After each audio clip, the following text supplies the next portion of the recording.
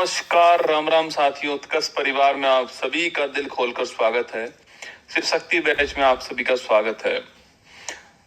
लंबे समय के बाद आपकी क्लास हो रही है।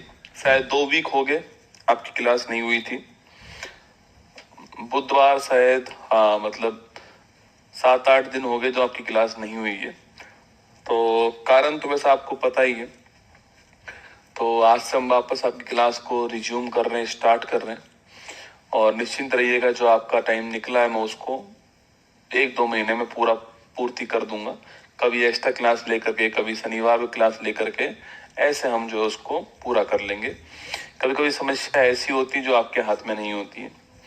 कभी कभी समस्या ऐसी होती है जो मेरे साथ होती है, मैं उनको झेल करके आपको पढ़ाता हूँ ना। पर कभी कभी समस्या फैमिली की होती है, तो वहां पर आप कुछ नहीं कर सकते। वहां पर आपके पास ऑप्शन नहीं होता है। फिर भी मैंने समय निकाल कर मॉर्निंग वाली क्लासों की डेली करंट अफेयर्स होता है, तो वो तो मैंने आपको लगातार पढ़ाया बिना छुट्टी के। ब्रह्मास्त्र वाली क्लास भी मैं स्टार्ट कर चुका था। पिछले वीक मैंने स्टार्ट कर दी थी। अब आपकी शिव शक्ति बैच वाली क्लास जो है वो आपकी अब स्टार्ट कर रहा हूँ। ठीक है, जो समय दिया गया था उसी समय में आपका कोर्स पूरा कराया जाएगा। शनिवार को क्लास ले लूंगा, किसी दिन रविवार को भी ले लूंगा, किसी दिन एक्स्ट्रा क्लास ले लूंगा, ऐसे हम पूरा कर लेंगे। ठीक है, चलिए शुरुआत करते हैं। तो हम पिछली जो क्लास थी हमारी, उसमें हमने राष्ट्रपति पढ़ लिया था ना। तो प्रेसिडेंट हम लोग पढ़ चुके थे। एक बार आपको याद करवाने के लिए मैं वापस से जो उसके आर्टिकल है वो पढ़ लीजिए। आर्टिकल 52 भारत का एक राष्ट्रपति होगा। 53 में उसकी जो कार्यपालिका शक्ति है वो लिखी होती है। 54 में जो निर्वाचक मंडल है आपकी वो लिखा हुआ है। 55 में निर्वाचन की जो विधि है वो लिखी हुई है। 56 में जो पद की अवधि है उसके बारे में लिखा हुआ आपके। 57 में री इलेक्शन जो है, पुनर्निर्वाचन हो सकता है क्या, उसके बारे में लिखा हुआ है। 58 में योग्यता जो है उनके बारे में लिखा हुआ है। 59 में शर्त जो है, कंडीशन, उनके बारे में लिखा हुआ है। 60 के अंदर आपके शपथ के बारे में लिखा हुआ है। और 61 में आपका जो महाभियोग है उसके बारे में लिखा हुआ है, महाभियोग के बारे में। राष्ट्रपति के बाद उसको कौन आता है? उपराष्ट्रपति। ठीक है, तो ये तो हो गए राष्ट्रपति के आर्टिकल। राष्ट्रपति के बाद कौन आते हैं? राष्ट्रपति के बाद आता है आपके उपराष्ट्रपति, है ना। राष्ट्रपति के बाद आता है उपराष्ट्रपति। देखिए एक बार, अगर हम वाइस प्रेसिडेंट की बात करें, अगर हम उपराष्ट्रपति, क्योंकि इस बार एग्जाम के लिए बहुत ही महत्वपूर्ण है। 9 सितंबर को अपना इसका इलेक्शन होने वाला है, तो एग्जाम में बहुत ही महत्वपूर्ण आने की प्रबल संभावना है वाइस प्रेसिडेंट। ठीक है, देखिए एक आर्टिकल होता है आर्टिकल नंबर 63। इसमें लिखा हुआ है कि भारत का एक उपराष्ट्रपति होगा। भारत का एक उपराष्ट्रपति होगा, ये आर्टिकल नंबर 63 में। जो बात वहां पर आर्टिकल 52 में लिखी हुई वही बात यहाँ पर आर्टिकल 63 के अंदर लिखी है कि भारत का एक उपराष्ट्रपति होगा। यह कौन होगा? तो यह राज्यसभा का पदेन सभापति होगा। ये महत्वपूर्ण क्वेश्चन है। आर्टिकल नंबर 64 है ना, कि उपराष्ट्रपति राज्यसभा का पदेन सभापति होगा। ये आपको ध्यान रखना है। ठीक है, इसको बोलते हैं एक्स ऑफिशियो चेयरपर्सन। क्या बोलते हैं इसको? एक्स ऑफिशियो चेयरपर्सन कहते हैं। कहने वाली बात यह है कि व्यक्ति मायने नहीं रखता है, उस पद पर जो व्यक्ति बैठा हुआ है वो अपने आप जो है राज्यसभा का पदेन सभापति होगा। जिस प्रकार नीति आयोग का अध्यक्ष कौन होगा? प्रधानमंत्री। तो वो पोस्ट जो है ना वही अध्यक्ष होगी। ऐसे ही जो भारत का उपराष्ट्रपति होगा वो अपने आप ऑटोमेटिक ही क्या होगा? राज्यसभा का पदेन सभापति हो जाएगा। ये आपको ध्यान रखना है ना। तो एक्स ऑफिशियल चेयरपर्सन है, आर्टिकल नंबर 64 एग्जाम के लिए महत्वपूर्ण क्वेश्चन है। राज्यसभा का पदेन सभापति होता है और राज्यसभा के सभापति के रूप में इसको सैलरी मिलती है, वेतन नहीं मिलता है ना। दोस्तों आर्टिकल नंबर 66 पूछूं आपसे, इसमें किसके बारे में उल्लेख है? आपके इलेक्शन के बारे में। ठीक है, जो इसका चुनाव है उसके बारे में उल्लेख किया गया आपके आर्टिकल नंबर जो 66 है दोस्तों आपके। इसमें जो है आपके चुनाव के बारे में जो उल्लेख है वो किया गया। ठीक है, और चुनाव में भाग कौन कौन लेता है आपके? तो चुनाव में जो भाग लेगा उसे कहते हैं निर्वाचक मंडल। हमने आपको वहां भी लिखवाया था आर्टिकल नंबर 54 में। अच्छा, राष्ट्रपति के निर्वाचक मंडल में कौन शामिल थे? तो राष्ट्रपति के जो निर्वाचक मंडल था आर्टिकल नंबर 54, यहाँ पर मैंने आपको लिखवाया था इलेक्टेड एमएलए और इलेक्टेड एमपी। याद है आपको? इलेक्टेड एमएलए और इलेक्टेड एमपी। इसी में मैंने आपको लिखवाया था 70वां संविधान संशोधन, जिसके द्वारा दिल्ली और पुदुचेरी जो है इनके इलेक्टेड एमएलए भी शामिल हुए थे। तो इलेक्टेड एमएलए और इलेक्टेड एमपी ये राष्ट्रपति के चुनाव में शामिल है। अगर उपराष्ट्रपति की, ये बहुत ही बारीक क्वेश्चन एग्जाम में पूछता है, उपराष्ट्रपति के चुनाव में केवल संसद ही भाग लेते हैं। उपराष्ट्रपति के चुनाव में केवल पार्लियामेंट भाग लेगी, जो अभी 9 तारीख को होने वाला है। ऑल एमपी भाग लेंगे, ठीक है। तो इसमें संसद के सभी एमपी जो है, संसद के सभी सांसद जो है वो भाग लेने वाले हैं। तो संसद के सभी सांसद जो है, ऑल एमपी जो है ये भाग लेने वाले हैं, ये आपको ध्यान रखना है। तो संसद के सभी सांसद जो है वो इस इलेक्शन में भाग लेंगे। ये एग्जाम के लिए महत्वपूर्ण सवाल है। सभी एमपी नॉमिनेटेड भी लेंगे और इलेक्टेड भी लेंगे। यहाँ पर केवल इलेक्टेड थे, जो राष्ट्रपति 12 मेंबर नॉमिनेट करता है वो यहाँ पर भाग नहीं ले रहे, जबकि यहाँ पर वो भाग लेंगे, आपको ध्यान रखना है। चुनाव कैसे होगा? तो उपराष्ट्रपति का चुनाव जो है वो वही विधि है, अप्रत्यक्ष विधि से होने वाला है, इनडायरेक्ट इलेक्शन होने वाला है, और एकल संक्रमणीय मत पद्धति जो है उससे चुनाव होने वाला है। जैसे राष्ट्रपति का होता है ऐसे ही आपके उपराष्ट्रपति का होगा, आपको ध्यान रखना है, ठीक है। एकल संक्रमणीय जो मत पद्धति है इसी से चुनाव होने वाला है। जैसे राष्ट्रपति का होता है वैसे ही आपके सिंगल ट्रांसफरेबल वोट सिस्टम से चुनाव यहाँ पर होगा, ठीक है। अच्छा, शपथ की बात करूं आपसे कि उपराष्ट्रपति दोस्तों आपके शपथ कितने, अच्छा पदावधि पूछूं आपसे, जो कि बड़ा महत्वपूर्ण क्वेश्चन है इस बार एग्जाम के लिए। 67 में किसके बारे में लिखा हुआ है? पद जो है उसके बारे में लिखा हुआ है, ठीक है, कि अवधि कितनी होगी। अभी हमारे जो उपराष्ट्रपति जी हैं जगदीप धनखड़ जी, उन्होंने रिजाइन दिया था, आप देखना उसमें आर्टिकल नंबर 67 के द्वारा ही रिजाइन दिया गया था, आप चेक करना वहां पर, ठीक है। तो रिजाइन के बारे में। अच्छा, आर्टिकल 69 की बात करूं मैं आपसे, तो शपथ का उल्लेख कहां पर है? शपथ जो है इसका उल्लेख आर्टिकल 69 में। मैंने आपको 3 पोस्ट बताई थी, याद कीजिए, एक तो राष्ट्रपति, एक उपराष्ट्रपति, एक राज्यपाल। राष्ट्रपति की शपथ का उल्लेख 60 के अंदर है, उपराष्ट्रपति की शपथ का उल्लेख 69 में है, और राज्यपाल का 159 में। बाकी सबकी शपथ का उल्लेख कहां पर है? अनुसूची नंबर 3 के अंदर। तो आर्टिकल 69 में किसके बारे में उल्लेख है? शपथ के बारे में उल्लेख आर्टिकल 269 के अंदर, ठीक है। अच्छा, योग्यता पूछूं आपसे कितनी चाहिए, तो योग्यता की बात करूं आपसे, उम्र कितनी चाहिए? तो मिनिमम 35 वर्ष। कितनी? मिनिमम 35 वर्ष आपकी एज चाहिए। चाहे राष्ट्रपति हो, चाहे उपराष्ट्रपति हो, चाहे राज्यपाल हो, तीनों के लिए मिनिमम एज कितनी चाहिए? 35 वर्ष चाहिए। शपथ दिलाएगा कौन आपके? तो भारत के राष्ट्रपति जो है इन्हें शपथ दिलाएंगे, ठीक है।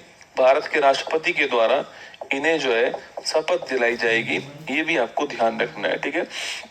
नॉर्मली कार्यकाल 5 वर्ष के लिए होता है। क्या ये री इलेक्ट हो सकते हैं? तो बिल्कुल हो सकते हैं, ठीक है। क्या इनका री इलेक्शन हो सकता है? तो ध्यान रखिएगा, री इलेक्शन हो सकता है। अब तक 2 बार ऐसा हो चुका है, ठीक है। अब तक 2 बार जो है वह री इलेक्शन हो चुका है, अभी आगे मैं आपको लिखाऊंगा, ठीक है। और वेतन की बात करूं आपसे, तो राष्ट्रपति का जो वेतन होता है, जो राष्ट्रपति का वेतन है यह कितना होता है? राष्ट्रपति का वेतन होता है 5 लाख रुपए महीना। कितना होता है? 5 लाख रुपए महीना जो है राष्ट्रपति का वेतन है।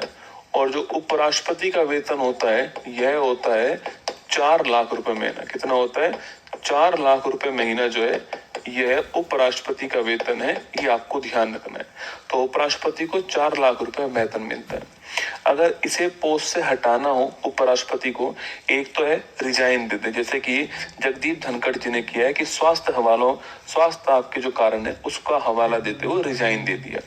एक होता है रिमूवल प्रोसेस, अगर किसी को पद से हटाना हो तो ध्यान रखना, यहाँ पर पद से हटाने की जो शुरुआत है, राष्ट्रपति में पद से हटाना था किसी को, तो आप चाहे लोकसभा से स्टार्ट कर लीजिए, चाहे राज्यसभा से कर लीजिए, जहां से आपकी मर्जी हो वहां से कर लीजिए।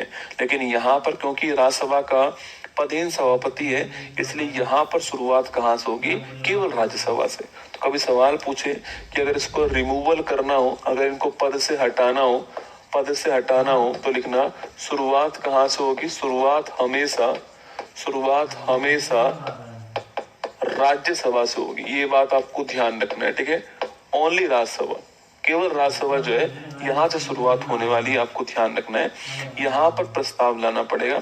14 दिन पहले प्रस्ताव की सूचना उपराष्ट्रपति को देनी पड़ेगी अनिवार्य रूप से, ठीक है। तो जो प्रस्ताव है इसकी सूचना जो है वह 14 दिन पहले, आपके 14 दिन पहले अनिवार्य रूप से उपराष्ट्रपति को देनी पड़ेगी, आपको ध्यान रखना है। ऐसा करने के बाद में अगर राज्यसभा से कुल मेंबर के 50% के साथ में अगर प्रस्ताव पारित होता है तो आपके जो है वो सेकंड उसमें चला जाएगा, ठीक है। तो राज्यसभा में कितना बहुमत चाहिए? राज्यसभा के अंदर कुल का 50%, ध्यान रखना, कुल का 50% +1। जब हमने राष्ट्रपति की बात की थी तो मैंने आपसे कहा था कि चाहे लोकसभा से स्टार्ट कर लो चाहे राज्यसभा से कर लो, ठीक है। मैंने आपसे कहा था कि यहाँ पर जो बहुमत होता है वो भारत का सबसे बड़ा बहुमत है कुल का 2/3। याद है आपको? कुल का 2/3 जो है इतना बहुमत चाहिए, ठीक है। जबकि यहाँ पर कुल का 50% ही बहुमत चाहिए, आपको ध्यान रखना है, ठीक है। इसे बोलते हैं एब्सोल्यूट मेजोरिटी। क्या बोलते हैं इसे? इसे बोलते हैं निरपेक्ष बहुमत। क्या बोलते हैं इसे? निरपेक्ष बहुमत कहते हैं, या फिर इसी को हम एब्सोल्यूट मेजोरिटी कहते हैं। क्या बोलते हैं? एब्सोल्यूट मेजोरिटी कहते हैं। ये भी आपको ध्यान रखना है, ठीक है। इसे हम बोलते हैं एब्सोल्यूट मेजोरिटी, निरपेक्ष बहुमत कहते हैं, ठीक है। ये भी आपको ध्यान रखना है। फिर दोस्तों राज्यसभा से अगर ये पास हो गया तो फिर लोकसभा के अंदर जाएगा, और लोकसभा से जब पास हो जाएगा इसके बाद लोकसभा में जाएगा आपके यहाँ पर साधारण बहुमत से, ठीक है। यहाँ पर सिंपल जो मेजोरिटी है जो कि क्या होती, जो कि मत देने वालों की मतदान का 50% +1। देखो यहाँ तो क्या, यहाँ तो कुल का 50%।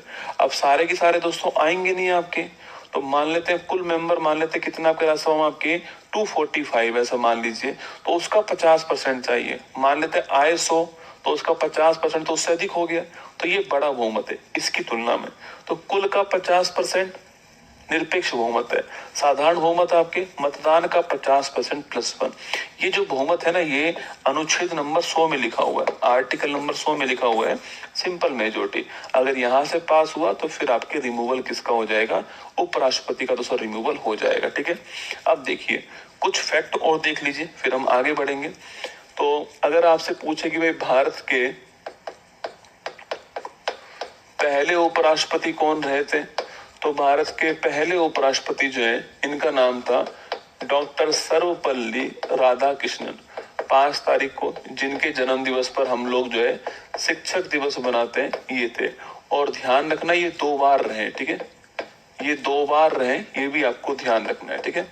तो 2 बार अपनी पोस्ट पर कौन रहे? सर्वपल्ली राधाकृष्णन जी 2 बार अपनी पोस्ट पर रहे, ध्यान रखिएगा, ठीक है। इसके अलावा 2 बार और कौन रहे? सवाल पूछूं आपसे, 2 बार उपराष्ट्रपति कौन कौन रहे? तो एक तो लिखिएगा, एक तो हो गए सर्वपल्ली राधाकृष्णन जी हो गए, ठीक है, एक तो ये हो गए, और एक हमारे कौन आपके हामिद अंसारी जी। कौन है? हामिद अंसारी जो है यह भी 2 बार आपके उपराष्ट्रपति रहे, ये भी आपको ध्यान रखना है। क्या कोई महिला राष्ट्रपति उपराष्ट्रपति बनी है? अभी तक नहीं बनी है, ठीक है। अभी जो हमारे उपराष्ट्रपति थे आपके, अभी जो हमारे इससे पहले जस्ट उपराष्ट्रपति थे आपके, अगर पूछूं व्यक्तिगत आधार पे 14वें क्रम के उपराष्ट्रपति कौन बनते हैं, तो व्यक्तिगत आधार पे 14 क्रम के उपराष्ट्रपति कौन बनते हैं? जगदीप धनखड़ जी बनते हैं। कौन बनते हैं? जगदीप धनखड़ जी।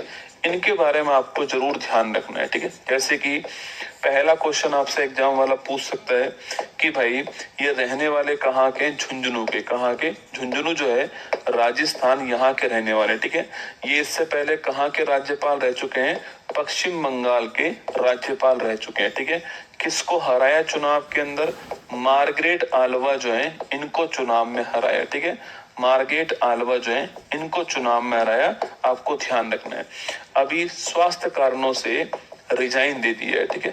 स्वास्थ्य कारण से रिजाइन दे दिया है किसने? जगदीप धनखड़ जी ने स्वास्थ्य कारणों से रिजाइन दे दिया। 2022 के अंदर ये अपॉइंट हुए थे। कब? आपके 2022 के अंदर ये राष्ट्रपति बने थे। तो 22 से 25 के बीच में भारत के उपराष्ट्रपति रहे। अभी रिजाइन दे दिया किसने? जगदीप धनखड़ जी ने। अब दोस्तों इसके बाद में क्या होगा? इसके बाद में होगा इलेक्शन, ठीक है।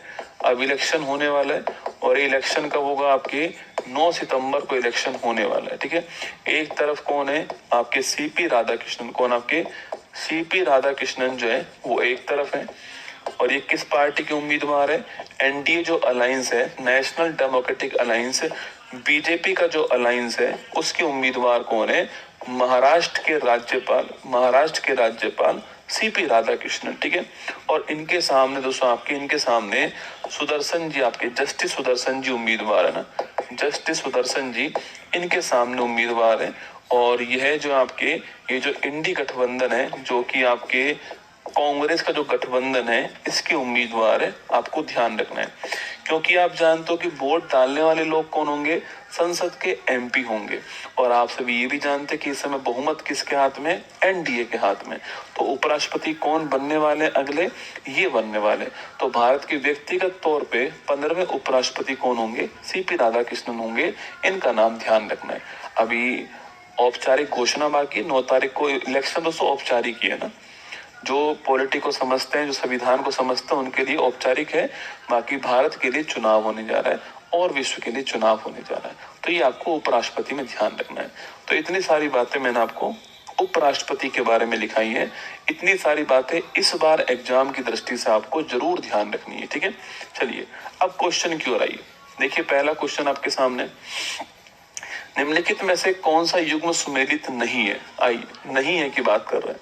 अनुच्छेद 63 भारत का एक उपराष्ट्रपति होगा, ठीक बात है। अनुच्छेद 65 उपराष्ट्रपति का चुनाव नहीं। अनुच्छेद 66 के अंदर जो है उपराष्ट्रपति का चुनाव है, मैंने आपको लिखवाया हुआ है, ठीक है। देखो यहाँ पर देखो, ये देखो इलेक्शन कहाँ पर है? आपकी 66 में इलेक्शन है, ठीक है। अगला पॉइंट देखिएगा, 67 पूछूं आपसे, उपराष्ट्रपति की पदावधि, टर्म ऑफ ऑफिस, ठीक बात है। और 69 की बात, उपराष्ट्रपति द्वारा शपथ ग्रहण करना, ये भी ठीक है आपके। तो हमारा आंसर ऑप्शन नंबर बी आएगा, ठीक है। ऑप्शन नंबर बी हमारा करेक्ट आंसर हो गया। चलिए आगे चलिए। स्वतंत्र भारत के पहले उपराष्ट्रपति कौन थे ना? तो कौन थे? सर्वपल्ली राधाकृष्णन जी जो है, ये आपके भारत के पहले उपराष्ट्रपति थे। ऑप्शन नंबर 1 करेक्ट आंसर, ठीक है। बीबी गिरी साहब का नाम ध्यान रखना है।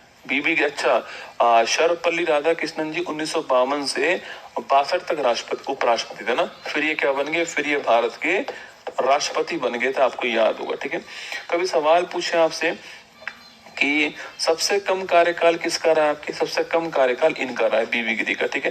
तो उपराष्ट्रपति के रूप में सबसे कम कार्यकाल पूछूं आपसे, इन्हीं का रहा है। क्योंकि और अगर सवाल पूछे आपसे कि भाई ऐसे कौन है जो उपराष्ट्रपति भी रहे, कार्यवाहक राष्ट्रपति भी रहे और राष्ट्रपति भी रहे, तीनों पोस्ट पर रहने वाले एकमात्र व्यक्ति कौन है? वो है आपके बीबी गिरी। ये भी आपको ध्यान रखना है, ठीक है। एकमात्र आपके ये ध्यान रखना है। अच्छा, ये कृष्णकांत जी आप जानते हो, ये उपराष्ट्रपति थे आपके, पद के दौरान इनका निधन हो गया, ठीक है, ध्यान रखिएगा। तो पद पर रहते हुए निधन किसका हुआ आपके? तो वो हुआ कृष्णकांत जी का, आपको ध्यान रखना है। पद पर रहते हुए निधन किसका हुआ? आपके कृष्णकांत जी का, आपको ध्यान रखना है, ठीक है। चलिए आगे बढ़िएगा। निम्नलिखित में से किस उपराष्ट्रपति ने हाल ही में स्वास्थ्य कारणों का हवाला देते हुए अपने पद से रिजाइन दे दिया? तो मैंने आपसे अभी कहा जगदीप धनखड़ जी ने दिया, ऑप्शन नंबर बी है। बाकी अगला चुनाव किसके बीच होने वाला है?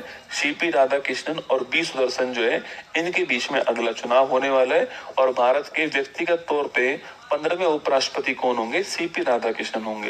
ये विजय रूपाणी जी आपको याद है दोस्तों, अहमदाबाद से जो आपके अहमदाबाद जो प्लेन आपके अहमदाबाद में जो आपके स्टार लाइनर जहाज था, आपकी याद है? स्टार लाइनर जहाज जो था आपके एयर इंडिया का, वो क्रैश हुआ था, उसमें इनकी निधन हो गया विजय रूपाणी जी का। ये गुजरात के पूर्व मुख्यमंत्री रह चुके हैं। कौन है?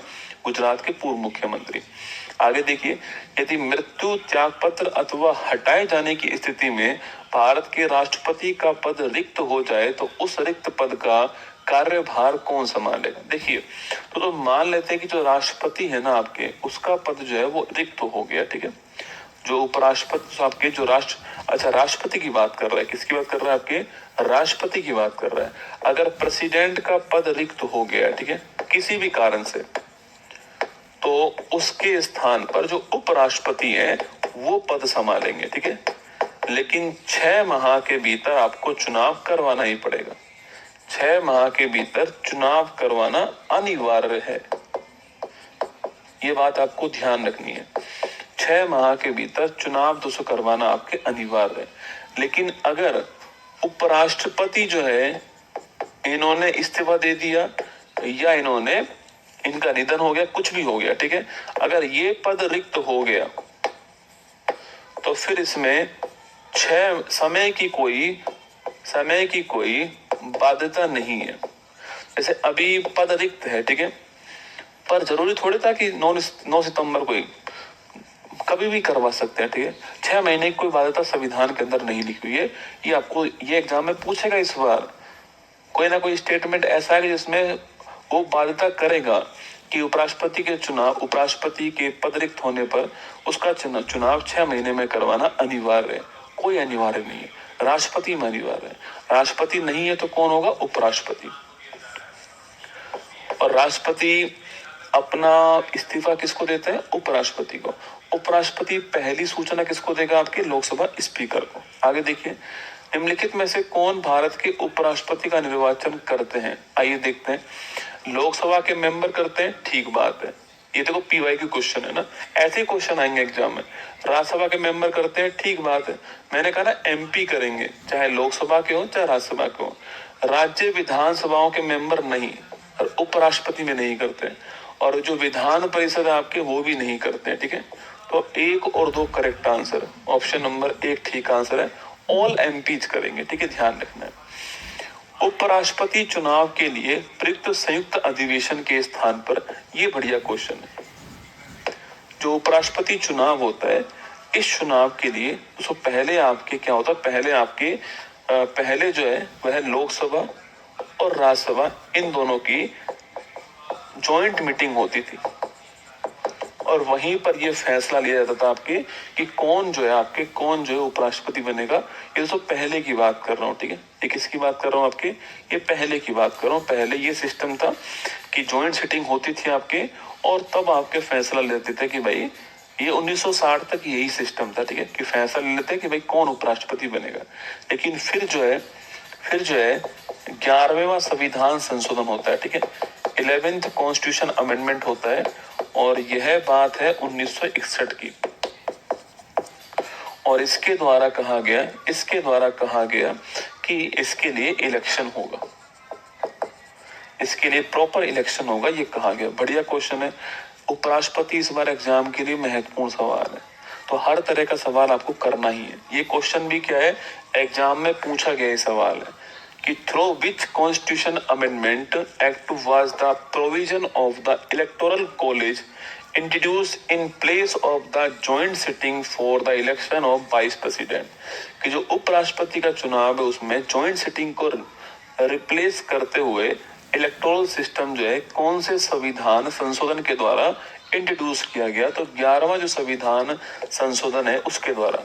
और पेपर में देखो सवाल पूछ लिया कि उपराष्ट्रपति के निर्वाचन के बारे में कौन सा कथन सही नहीं है? ऑप्शन नंबर 1, मूल संविधान में उपराष्ट्रपति के लिए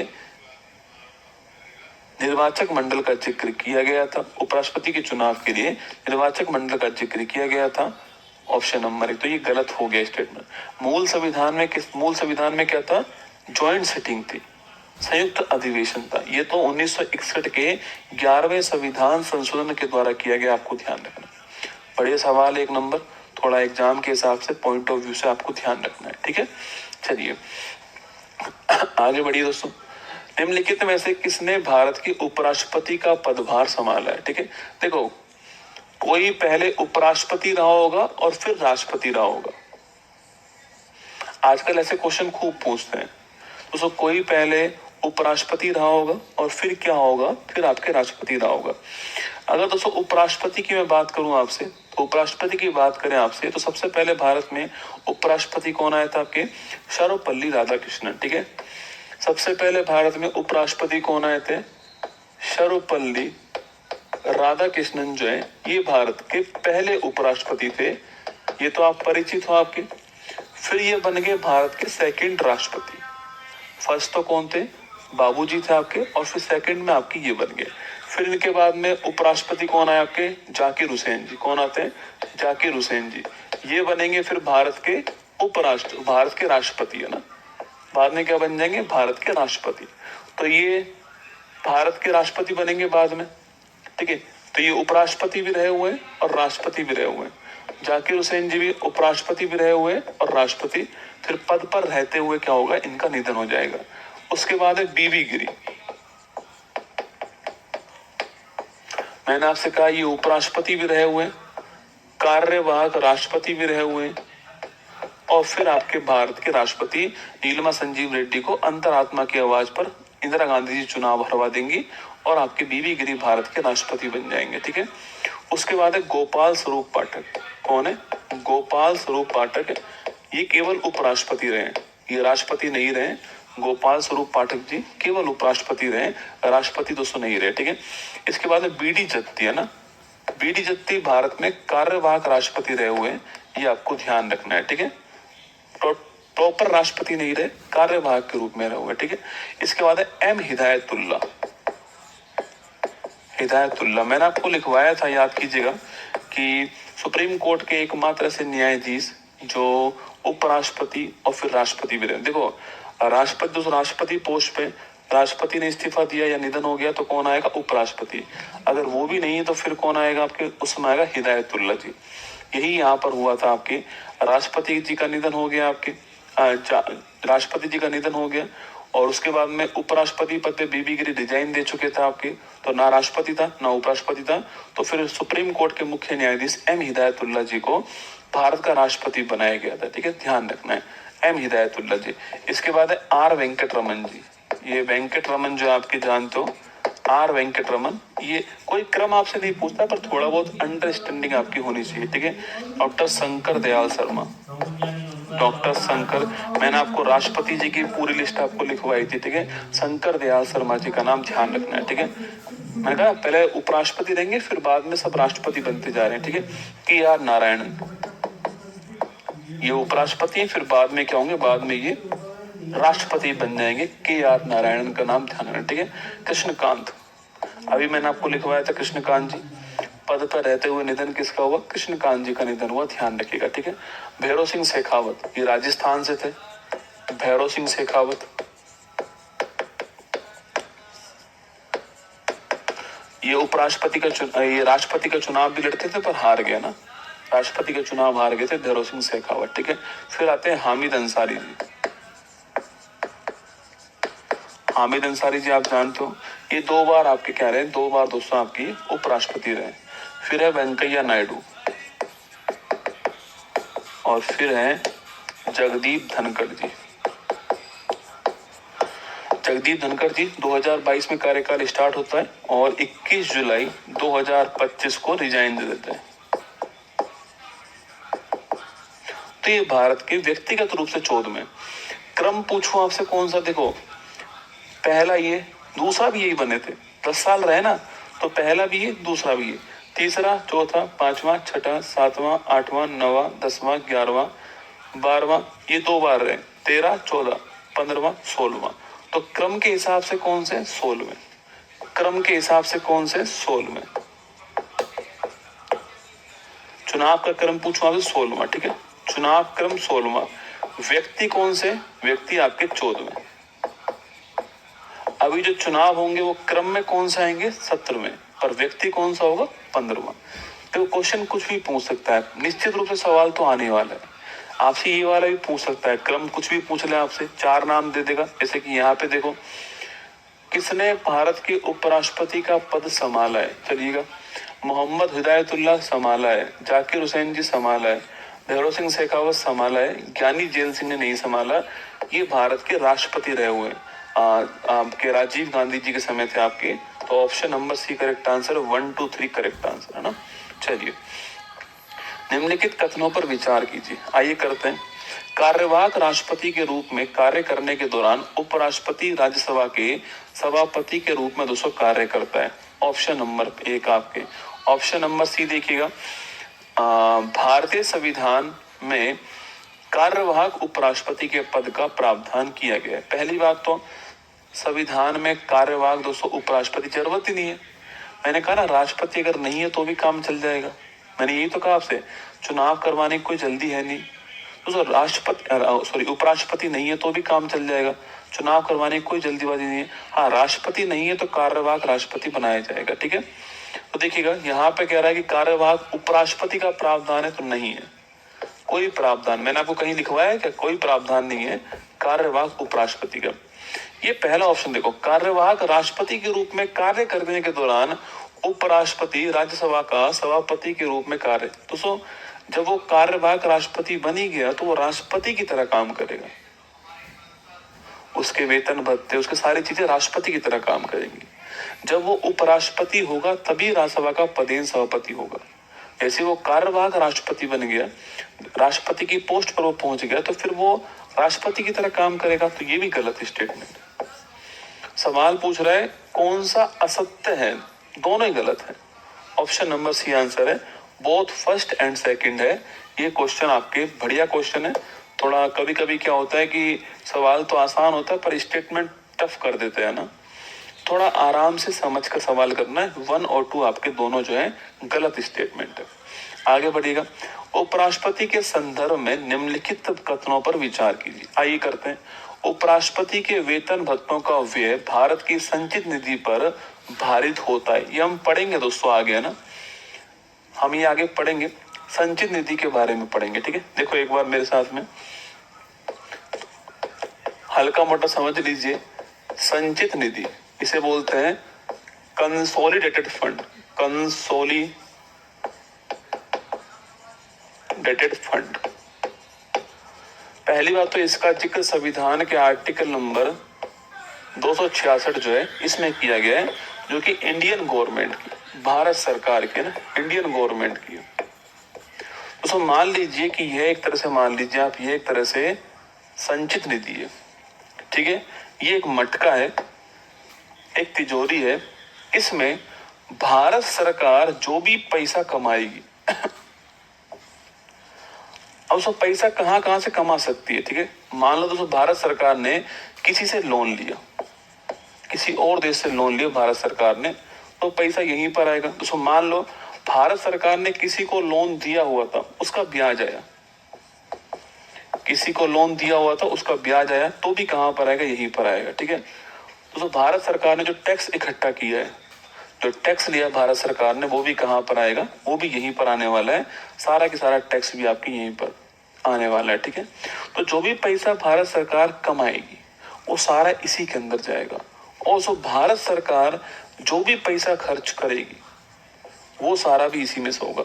मान लेते हैं भारत सरकार ने किसी से पैसा उधार लिया था, इस पैसे का ब्याज देना है तो भारत सरकार देगी, वेतन देने वो भारत सरकार देगी, भत्ते देने वो भारत सरकार देगी।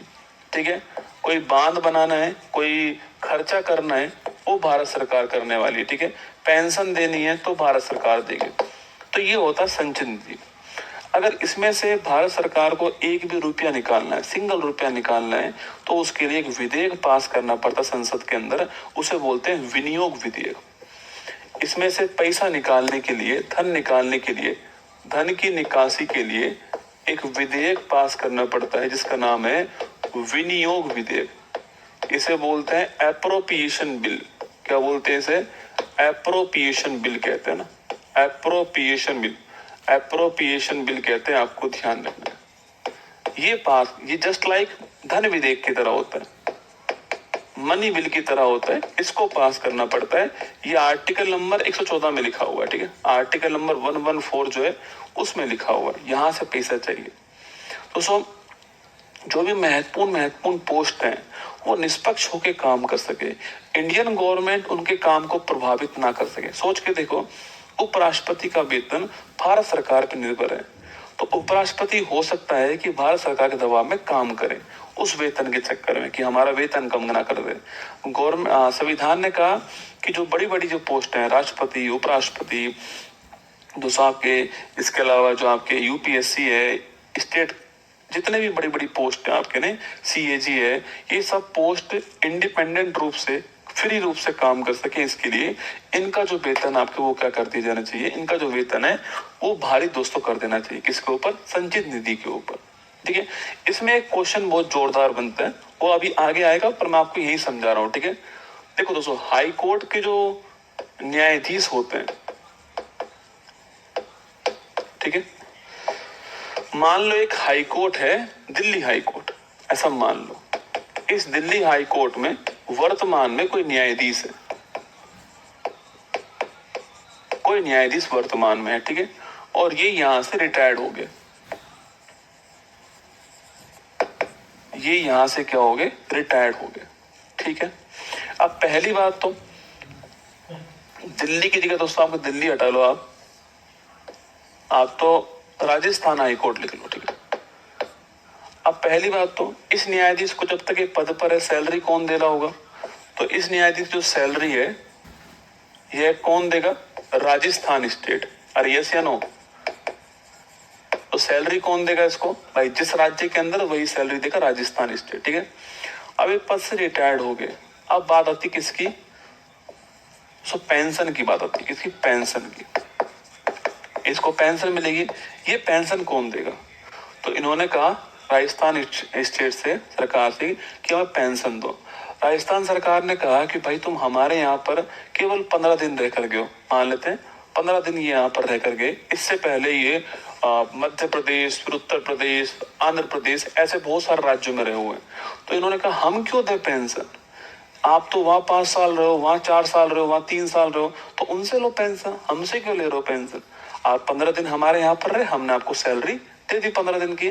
तो ये बड़ा आपकी यहाँ पर द्वंद्व उत्पन्न हो गया कि अगर हाई कोर्ट के न्यायाधीश रिटायर्ड होंगे, सुप्रीम कोर्ट का न्यायाधीश रिटायर्ड होगा तो पेंशन इंडियन गवर्नमेंट देगी, क्योंकि वो राज्य में तो आता नहीं है। अगर हाई कोर्ट का न्यायाधीश रिटायर्ड हो गया तो पेंशन कौन देगा, तो पेंशन इसको संविधान के अंदर भारत सरकार की संचित निधि जो है इस पर भारित की है। तो ये बढ़िया क्वेश्चन एग्जाम में खूब पूछता है, बार बार आता है कि हाई कोर्ट के न्यायाधीश की सैलरी, वेतन भत्ते स्टेट के ऊपर होते हैं, जबकि जो पेंशन होती है वो इंडियन गवर्नमेंट के ऊपर होती है, ध्यान रखना, ठीक है। चलिए, तो पहला स्टेटमेंट था कि उपराष्ट्रपति का वेतन भत्ता का व्यय भारत की संचित निधि करेगी, ठीक बात है, ठीक है। अभी हमारे जो उपराष्ट्रपति रह चुके हैं जगदीप धनखड़ जी, उन्होंने पेंशन के लिए अप्लाई करा है। उपराष्ट्रपति राज्यसभा का सदस्य होता है, ठीक बात है, अतः उसे मतदान दोस्तों करने का अधिकार नहीं है। कहां पर मतदान करने का, मतदान करता है दोस्तों आपके, तो उपराष्ट्रपति जो है वह राज्यसभा का मेंबर होता है, ठीक बात है, अतः उसे मतदान करने का अधिकार नहीं है। पहली बात तो वह राज्यसभा का मेंबर नहीं होता है। देखा कितनी छोटी सी गलती है ना, मतलब मैंने 2 बार पढ़ा तब समझ में आया है, आप पेपर में हवा हम करके आए तो उसके पास मतदान का अधिकार तो नहीं है, पर वो राज्यसभा का मेंबर भी नहीं है। उपराष्ट्रपति का तो चुनाव हुआ है ना,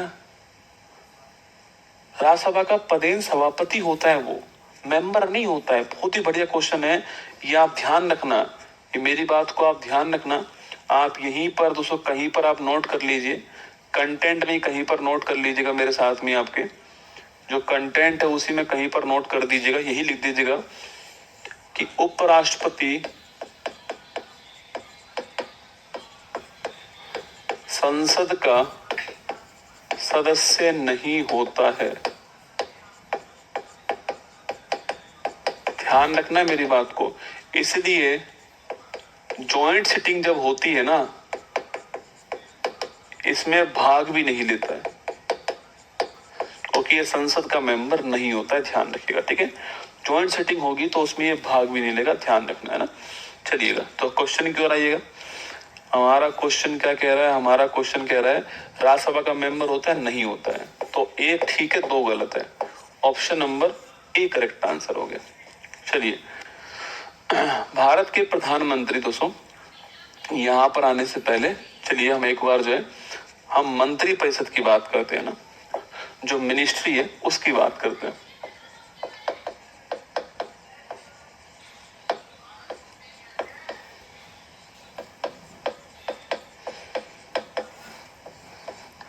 जो मिनिस्ट्री है हम इसकी बात करते हैं, ठीक है। जो मंत्री परिषद दोस्तों आपकी, इसकी बात करते हैं। देखो, आपने जब मैंने आपको राष्ट्रपति पढ़ाया था तो वहां पर मैंने आपसे कहा था कि राष्ट्रपति मंत्री परिषद की सलाह पर काम करेगा, जिसका प्रमुख प्रधानमंत्री होगा। याद आपको आर्टिकल नंबर, अनुच्छेद नंबर 74A में लिखा हुआ था, 1 में लिखा हुआ था कि राष्ट्रपति को सलाह देने के लिए कौन होगा, सलाह देने के लिए मंत्री परिषद होगा और इसका प्रमुख कौन होगा? इसका प्रमुख प्रधानमंत्री होगा। इसका प्रमुख कौन होगा? प्रधानमंत्री इसका प्रमुख होगा। ठीक है। हाँ, जब शुरुआत में संविधान में ये बात लिखी गई थी ना, तो एक दो राष्ट्रपति ने इस बात पर ये कहा कि सलाह लिखा हुआ है। क्या लिखा हुआ है? सलाह। और सलाह मैं आपसे कहूं कि आपको स्मोकिंग नहीं करनी चाहिए, अब ये एडवाइज ही तो है, आप मानो ना मानो वो तो आपके विवेक के ऊपर है। ऐसे राष्ट्रपति साहब कह रहे हैं कि मिनिस्ट्री की सलाह को हम माने ना माने ये हमारे विवेक के ऊपर है। तो अगर ऐसा हो जाए कि राष्ट्रपति मिनिस्ट्री की सलाह को नहीं माने, तो सोच के देखो हमारे यहाँ पर जो पार्लियामेंट्री सिस्टम बचेगा कहाँ? फिर तो राष्ट्रपति सर्वोच्च हो गया ना हमारे यहाँ पर। अभी भी राष्ट्रपति सर्वोच्च है पर केवल कागजों में। असली प्रमुख कौन है हमारे इसका? हमारी जो कार्यपालिका होती है, जो हमारी एग्जीक्यूटिव होती है, उसमें दो प्रमुख होते हैं। एक होता है संवैधानिक प्रमुख और एक होता है वास्तविक प्रमुख। संवैधानिक प्रमुख कौन होता है? राष्ट्रपति। और वास्तविक प्रमुख कौन है? मिनिस्ट्री और प्रधानमंत्री। असली पावर इनके पास में। राष्ट्रपति कोई भी काम करेगा तो वो इनके कहने पर ही करता है। तो सलाह बाध्यकारी होगी, ये भी ध्यान रखना है। सलाह जो है ये बाध्यकारी होगी। ये बढ़िया क्वेश्चन है। सलाह जो है, जब स्टेटमेंट, आजकल पॉलिटी में सीधा सवाल नहीं पूछता है क्योंकि पॉलिटी हर कोई जानता है। उपराष्ट्रपति में किसका इंटरेस्ट नहीं है इस समय? हर कोई पढ़ रहा है। राष्ट्रपति में किसका इंटरेस्ट नहीं है? चुनावों में किसका इंटरेस्ट नहीं है? तो पेपर वाला सवाल जो पूछता है वो स्टेटमेंट फॉर्मेट में पूछता है आपसे। तो ये ध्यान रखना है आपको। ठीक है। तो इसके बाद में मिनिस्ट्री में अगला क्वेश्चन आता है 75(1) आर्टिकल 75(1) आता है। ठीक है। आर्टिकल 75(1) में लिखा हुआ है कि राष्ट्रपति लोकसभा में बहुमत दल का जो नेता होगा उसे क्या बनाएगा? उसे बनाएगा प्रधानमंत्री। तो इसमें लिखा हुआ है कि राष्ट्रपति लोकसभा में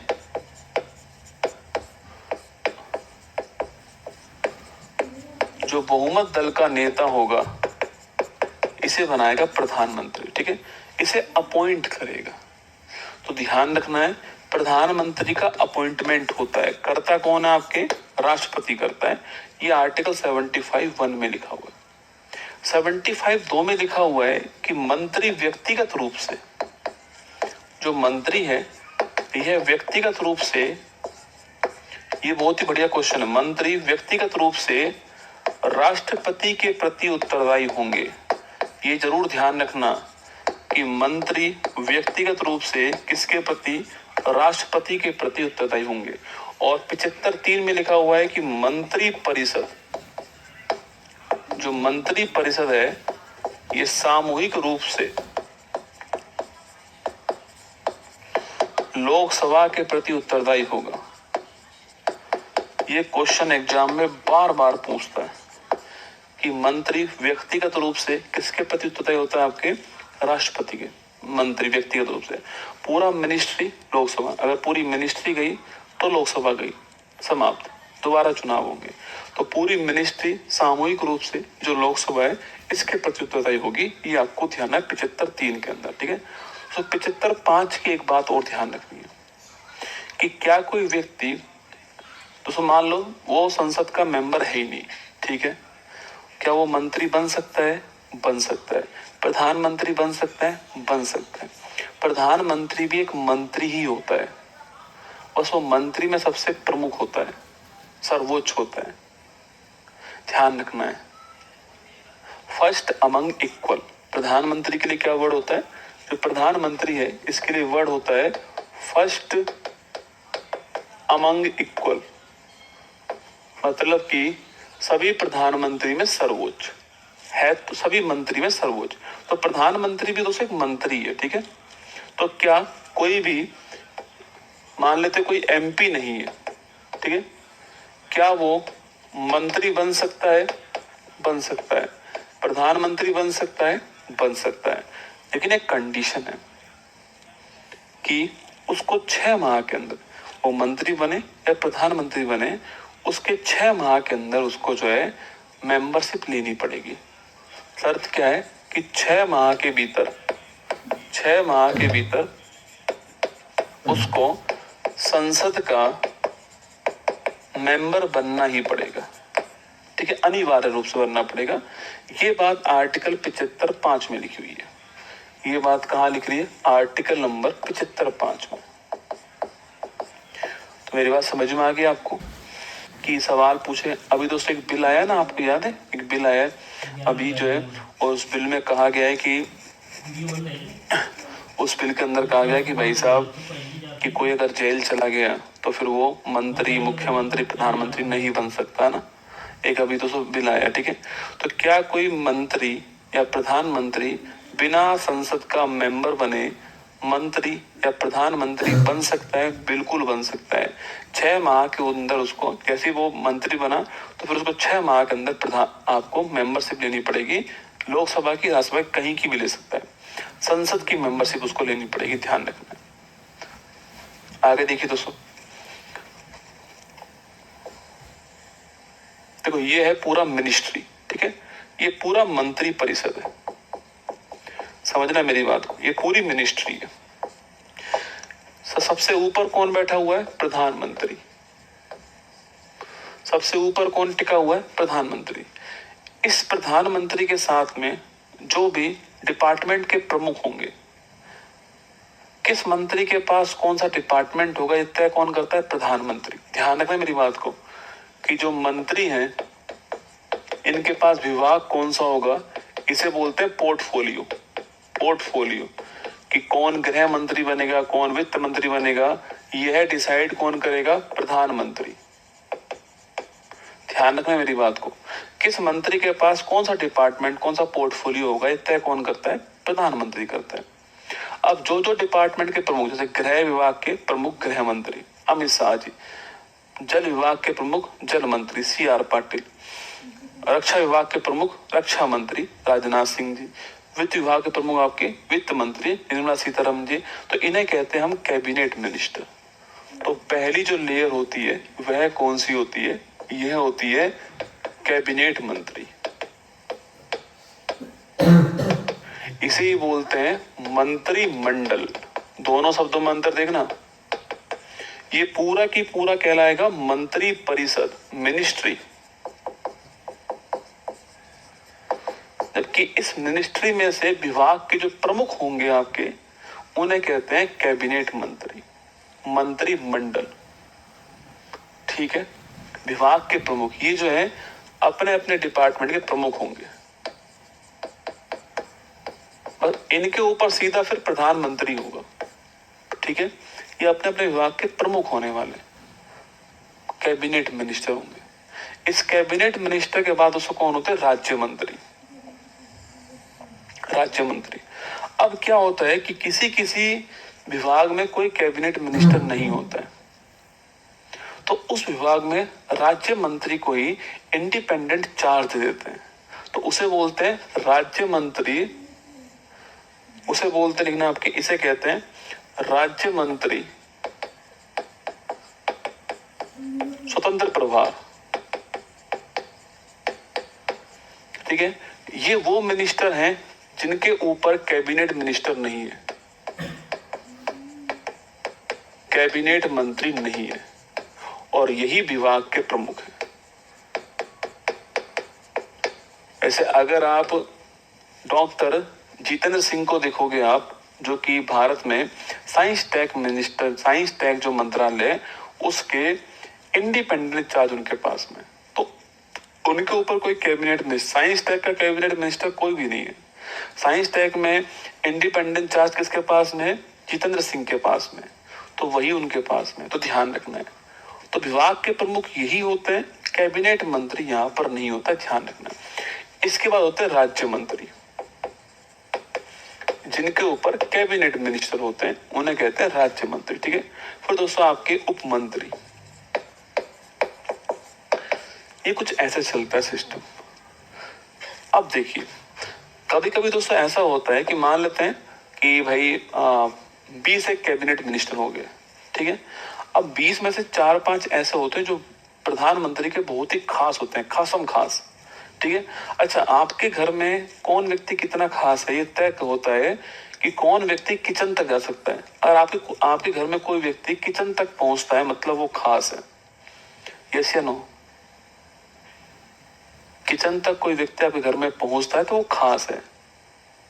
तो जो बहुत इस कैबिनेट में से भी जो बहुत ही खास होते हैं, इस कैबिनेट में से जो बहुत खास होंगे आपके ये वाले जो मंत्री हैं, इसे बोलते हैं किचन कैबिनेट।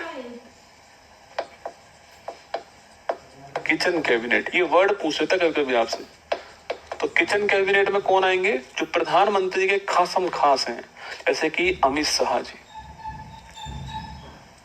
नितिन गडकरी जी, निर्मला सीतारमन जी, राजनाथ सिंह जी, ये खासम खास मिनिस्टर हैं। तो ये जो है प्रधानमंत्री के बिल्कुल खास है, किचन कैबिनेट में आते हैं, ध्यान रखना है। अच्छा, सवाल पूछूं आपसे कि मंत्रिमंडल बड़ा या आकार में मंत्री परिषद बड़ा? किसका दोस्तों आकार बड़ा है? देखो यहां पर ये पूरा की पूरा क्या है? मंत्री परिषद। इसमें से ये कौन है? मंत्रिमंडल। तो आकार में कौन बड़ा? मंत्री परिषद। अगर ये मंत्री परिषद है, अगर ये मंत्री परिषद है, ये मिनिस्ट्री है, तो ये कैबिनेट है। शायद मेरी बात को समझ गए होंगे आप। कभी कभी सवाल पूछता है कि मंत्रिमंडल और मंत्री परिषद में क्या संबंध है, और वहां पर आपसे इस प्रकार रीजनिंग वाला सवाल पूछ लेता था।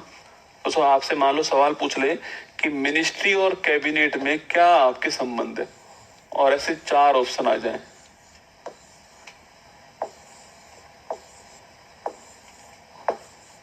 ये मिनिस्ट्री, ये कैबिनेट, ये मिनिस्ट्री, ये कैबिनेट, ये मिनिस्ट्री, ये बड़ा वाला कैबिनेट, बड़ा वाला मिनिस्ट्री, अंदर वाला कैबिनेट।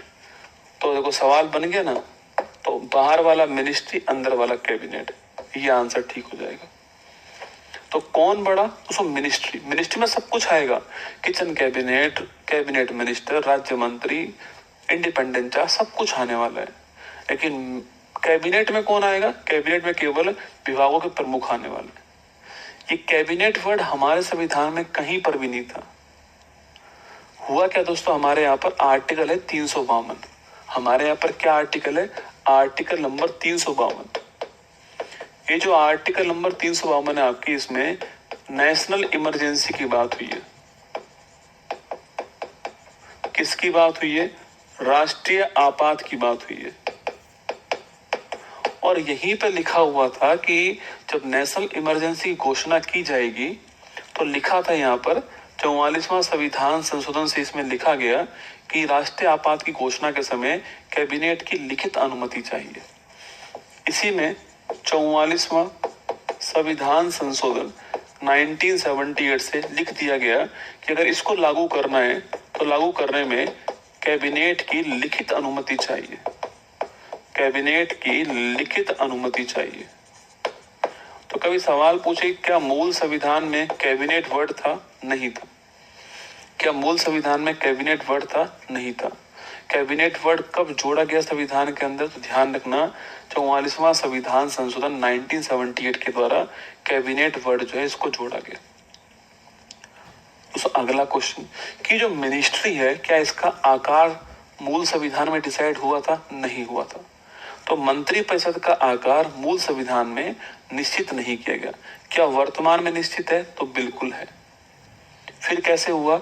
91 कॉन्स्टिट्यूशन अमेंडमेंट 2003 के द्वारा हुआ। तो लिखिएगा मेरे साथ में, एक पॉइंट और लिख दीजिएगा कि जो मंत्री परिषद आपके, जो मंत्री परिषद है, इसके आकार की बात की जाए तो इसका आकार मूल संविधान में तय नहीं था। ठीक है। इसके लिए 91 कॉन्स्टिट्यूशन अमेंडमेंट 2003 के द्वारा तय किया गया कि लोकसभा की कुल सदस्य संख्या के 15%, ये मैक्सिमम है, अधिकतम। ठीक है, अगर राज्यों की बात करूं आपसे, अगर स्टेट की बात की जाए तो स्टेट में विधानसभा की कुल संख्या का 15%, ये मैक्सिमम है, इससे अधिक मंत्री नहीं बन सकते। जैसे कि दोस्तों मान लो वर्तमान में जो लोकसभा है उसमें 543 मेंबर है, पहले 545 तक 2 मेंबर हट चुके हैं एंग्लो इंडियन वाले। ठीक है, 543 मेंबर है, तो कितने मंत्री बन सकते हैं? तो 543 इंटू 15/100, इतने बन सकते हैं। ठीक है, मल्टीप्लाई करो, 15×3 45, 15×4 60 और 4 64, 15×5 75 और आपके 6 81, तो लगभग 81.45, 82 मान लो। इससे ऊपर आपके मंत्री नहीं बन सकते। कहां पर? पार्लियामेंट के अंदर। ऐसे स्टेट का है, लेकिन एक इसका अपवाद है, दिल्ली। इसका अपवाद दिल्ली है। दिल्ली में जो विधानसभा है यहां पर मैक्सिमम 10% ही मंत्री बन सकते हैं। यहां पर कुल मेंबर कितने? 70, तो 70 का 10% मतलब कि 7, तो मुख्यमंत्री प्लस 6 मंत्री, इतने बन सकते हैं दिल्ली के अंदर, मुख्यमंत्री प्लस 6 मंत्री। ठीक है, तो ये भी बढ़िया क्वेश्चन है। ये सारे स्टेटमेंट क्वेश्चन एग्जाम में बनेंगे, आपके तैयार रहना इनके लिए, ये सारे क्वेश्चन आएंगे एग्जाम में। अच्छा, दिल्ली वाला 69वां संविधान संशोधन 1991 है ना, दिल्ली वाला 69वां संविधान संशोधन 1991 में दिल्ली संबंधित है, ये आपको ध्यान रखना है। मंत्री का डिपार्टमेंट कौन तय करेगा? वो तय करेगा प्रधानमंत्री। वो किसी को भी किसी भी डिपार्टमेंट का प्रमुख बना सकता है, किसी को भी हटा सकता है। यदि दोस्तों पीएम ने इस्तीफा दे दिया, तो मैंने कहा ना कि भाई घर का प्रमुख कौन है? घर का प्रमुख पीएम है। अगर पीएम रिजाइन देके भाग गया तो पूरा की पूरा घर समाप्त। तो प्रधानमंत्री के इस्तीफा देते ही मंत्रिपरिषद स्वतः ही समाप्त हो जाएगी। ठीक है, ये भी आपको ध्यान रखना है कि अगर प्रधानमंत्री ने रिजाइन दे दिया तो मंत्रिपरिषद स्वतः ही समाप्त हो जाएगी, ध्यान रखना। अगर प्रधानमंत्री ने इस्तीफा दे दिया तो प्रधानमंत्री काम क्या कर रहा है? ये राष्ट्रपति है। अब सोच के देखो, राष्ट्रपति को सलाह देने के लिए कौन है? मंत्रिपरिषद। अब दोस्तों मंत्रिपरिषद में मान लेते हैं 100 मंत्री है, ऐसा मान लो, जो मिनिस्ट्री है उसमें 100 मंत्री है। अब सोच के देखो, 100 के 100 मंत्री राष्ट्रपति के पास जाए सलाह देने के लिए, भाई साहब सब्जी मंडी बन जाएगी दोस्तों।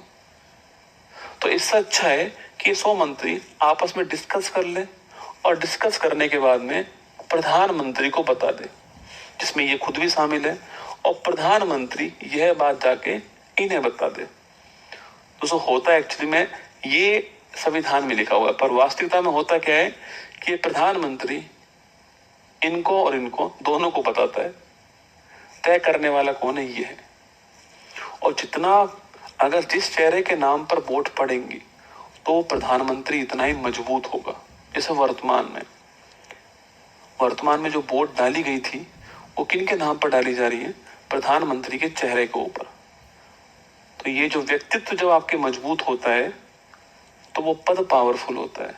तो उस कारण प्रधानमंत्री पद पावरफुल है। मतलब कि आप में से कई ऐसे भी होंगे जो जानते नहीं होंगे उनके बाद में कौन मंत्री है। सब कुछ, कोई स्टेट में चुनाव हो रहा है, किसके चेहरे पर? इनके चेहरे पर। लोकसभा में कई तो ऐसे लोग जीत के आ गए जिनको आप जानते तक नहीं, किसको वोट डाल रहे? मोदी जी को वोट डाल रहे। किसको वोट डाल रहे? मोदी जी को वोट डाल रहे। तो ये पावरफुल अगर हो गया तो ये जो है उतना पावरफुल नहीं रह पाएगा, क्योंकि ये पावरफुल है। तो यही सब कुछ सलाह इनको देंगे। जैसे इंदिरा गांधी जी थी, व्यक्तित्व तो आपके भारी था, तो प्रधानमंत्री पोस्ट पावरफुल थी, है ना। तो ये प्रधानमंत्री राष्ट्रपति और मंत्रिपरिषद के बीच में योजक कड़ी की काम करता है। तो प्रधानमंत्री राष्ट्रपति और प्रधानमंत्री के बीच में योजक कड़ी लिंकेज इसका काम करता है, ये आपको ध्यान रखना है। प्रधानमंत्री राष्ट्रपति और मंत्रिपरिषद के बीच में योजक कड़ी का काम करता है। चलिए एक बार देखिए, सवाल देखिए, भारत के प्रधानमंत्री के संबंध में कौन सा स्टेटमेंट सही नहीं है। चलिए देखिए, प्रधानमंत्री सरकार के प्रमुख होते हैं, पहला क्वेश्चन। लोकसभा में प्रधानमंत्री बहुमत दल का नेता, मैंने अभी आपसे कहा था, याद कीजिएगा कि आर्टिकल 75(1) में लिखा हुआ है कि राष्ट्रपति लोकसभा में बहुमत दल के नेता को प्रधानमंत्री अपॉइंट करेगा। ये दोस्तों मैंने आपको अभी लिखवाया था, अगर आपको याद हो तो याद कीजिए, अभी मैंने आपको ये सवाल जो है वो लिखवाया था, ठीक है, कि ऐसा ऐसा होगा। चलिए सवाल पूछ रहा है कि गलत कौन सा है, ठीक है। प्रधानमंत्री सरकार के प्रमुख, मैंने कहा था ना वास्तविक प्रमुख होते हैं,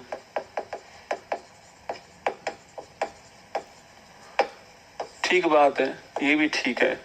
यदि संसद के दोनों सदनों द्वारा 2/3 के बहुमत से अविश्वास प्रस्ताव पारित कर दिया जाए तो प्रधानमंत्री को उसके पद से हटाया जा सकता है, ठीक है। देखो, प्रधानमंत्री को पद से हटा सकते हैं, किसके द्वारा? अविश्वास प्रस्ताव के द्वारा। अगर आपको प्रधानमंत्री को दोस्तों पद से हटाना हो तो बिल्कुल संभव है हटाना।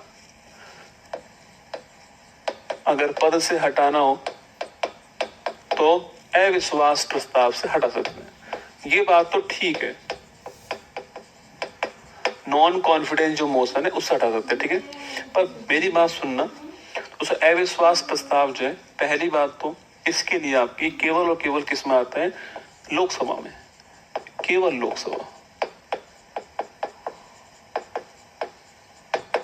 और केवल बहुमत से, ठीक है। देखना मतलब क्या है, मान लेते हैं आज राहुल गांधी जी एक प्रस्ताव लेकर आते हैं कि प्रधानमंत्री जी को हटाएंगे, अविश्वास प्रस्ताव, ठीक है, लेकर आए, और मान लेते हैं कि हाउस में 543 मेंबर लोकसभा के अंदर, ठीक है। इसका आधा किया मैंने तो 2 दूनी 4, 14, 271 मान लेते हैं, 272 मान लीजिए।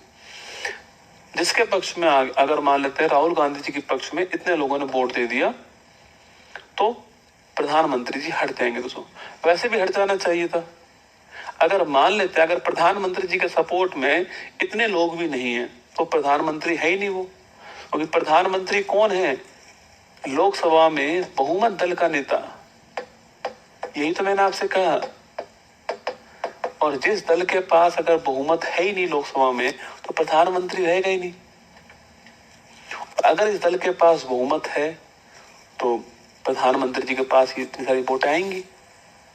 तो नॉन कॉन्फिडेंस मोशन के लिए केवल लोकसभा चाहिए, केवल लोकसभा, और केवल बहुमत चाहिए 50% + 1, इतना ही चाहिए बस।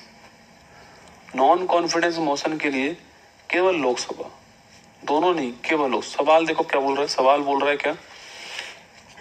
यदि संसद के दोनों सदनों द्वारा 2/3 के बहुमत से अविश्वास प्रस्ताव को पारित किया जाए तो प्रधानमंत्री को पद से हटना होगा। गलत। ऐसे क्वेश्चन आते हैं पेपर में, ये भी क्वेश्चन पेपर में आया हुआ है।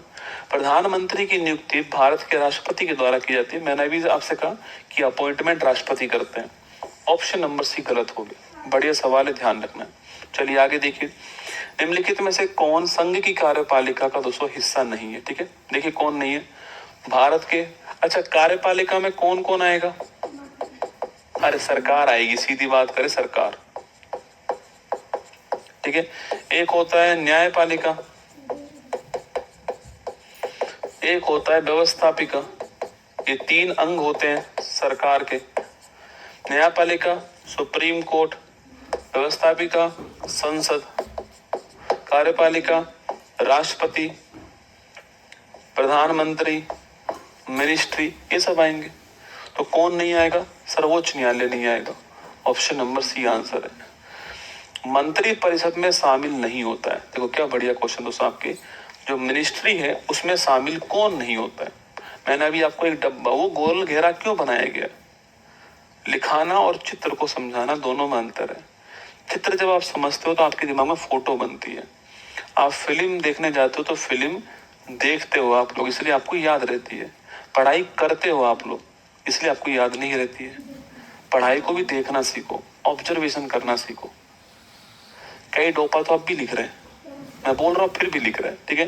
देखिए, कैबिनेट मंत्री होते हैं, राज्य मंत्री होते हैं, उप मंत्री होते हैं, कैबिनेट सचिव नहीं होते हैं। सचिव जो है ना दोस्तों, देखो, मंत्री तो आज है और कल नहीं है। अरे यस या नो, मंत्री तो आज है और कल नहीं है। सचिव जो है वो एक आईएएस ऑफिसर है। कैबिनेट सचिव जो है, यह पोस्ट जो है, यह भारत में आईएएस की सर्वोच्च पोस्ट है। कैबिनेट सचिव जो है, यह भारत में आईएएस की क्या है, आपके भारत में आईएएस की क्या है, सर्वोच्च पोस्ट कौन सी होती है? कैबिनेट सचिव है, ठीक है। तो भारत में आईएएस की सर्वोच्च पोस्ट कौन सी है? कैबिनेट सचिव होती है, आपको ध्यान रखना है। तो आईएएस का सर्वोच्च पद कौन सा है? कैबिनेट सचिव भारत में। ये स्थायी है, इसको बोलते हैं स्थायी कार्यपालिका। कार्यपालिका भी दो तरह की होती है, अस्थायी, मंत्री, प्रधानमंत्री, सांसद, ये सब। और अस्थायी और स्थायी का मतलब permanent, IAS officer, RS officer, ये परमानेंट है। ये तो जितना कार्यकाल, जितना इनका रिटायरमेंट तक की एज, तब तक आपके काम करने वाले हैं, ठीक है। तो कैबिनेट सचिव जो है वो मंत्रिपरिषद का हिस्सा नहीं होता। ऑप्शन नंबर सी आंसर, ध्यान रखिए। प्रधानमंत्री की शक्तियों के संबंध में निम्नलिखित में से सत्य कथन का चयन कीजिए। राष्ट्रपति द्वारा अन्य मंत्रियों की नियुक्ति प्रधानमंत्री की सलाह पर की जाती है। ठीक बात है। अरे मैंने कहा हेड कौन होता है? सर्वे सर्वा दोस्तों कौन होता है? आपके प्रधानमंत्री होता है। मंत्रियों का माई बाप कौन है? प्रधानमंत्री है, तो उसकी सलाह लेनी पड़ेगी। प्रधानमंत्री मंत्रियों के विभिन्न मंत्रालयों का आवंटन करता है और आवश्यकता अनुसार उनमें परिवर्तन। मैंने आपसे कहा विभागों का आवंटन करने की जिम्मेदारी किसके पास है? प्रधानमंत्री के पास में। यदि प्रधानमंत्री की मृत्यु हो जाती है तो मंत्री परिषद अर्थात सरकार अपने आप विघटित हो जाती है। तो ठीक बात है, मैंने आपको ये लाइन लिखवाई हुई है कि प्राइम मिनिस्टर गया, प्राइम मिनिस्टर माई बाप है, ठीक है। तीनों स्टेटमेंट ठीक है, सही पूछा है ना? सही पूछा है, option number D correct answer हो गया। आगे देखिए, संसदीय सरकार वाली व्यवस्था में मंत्री परिषद के सदस्य सामूहिक रूप से किसके प्रति उत्तरदायी है? अरे यार, आपको मतलब प्रयास पूरा है कि ये जो शिव शक्ति बैच आपको हर एक पहलू को टच कर दिया जाए।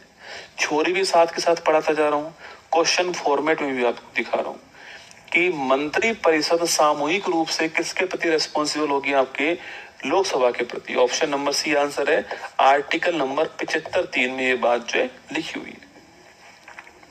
किसी मंत्री के विरुद्ध अविश्वास का प्रस्ताव पास हो जाए दोस्तों ना, देखो मैंने कहा प्रधानमंत्री भी कौन है? मंत्री है। अगर आपने सुना हो तो मैंने कहा था दोस्तों, प्रधानमंत्री भी कौन है? मंत्री, ठीक है। तो जो अविश्वास प्रस्ताव है, देखो मान लो एक मंत्री है, इनके खिलाफ अविश्वास प्रस्ताव आ गया और वह प्रस्ताव लोकसभा से पास हो गया। मतलब कि ये मंत्री जिस दल का है उस दल के पास बहुमत नहीं है, और ये मंत्री किस दल का है? जिस दल का प्रधानमंत्री है। तो अगर उसके पास बहुमत है ही नहीं तो प्रधानमंत्री किस काम का और मिनिस्ट्री किस काम की? तो पूरी की पूरी मंत्रिपरिषद को इस्तीफा देना पड़ेगा, समाप्त।